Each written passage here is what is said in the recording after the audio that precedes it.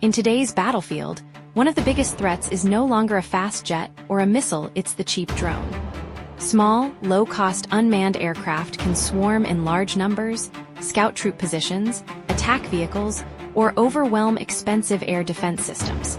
This is exactly why light attack aircraft are becoming important again. They offer a fast, flexible, and cost-effective way to respond to drone threats without wasting high-end fighter jets.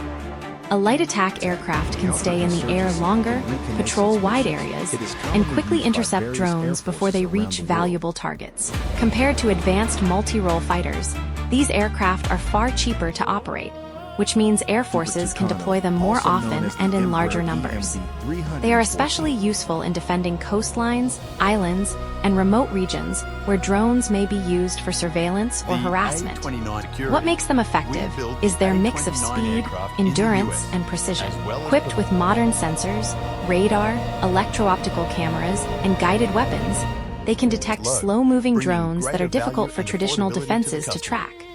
Some can even use guns, rockets, or air-to-air missiles designed for low-cost interception, making them a practical counter to mass drone attacks.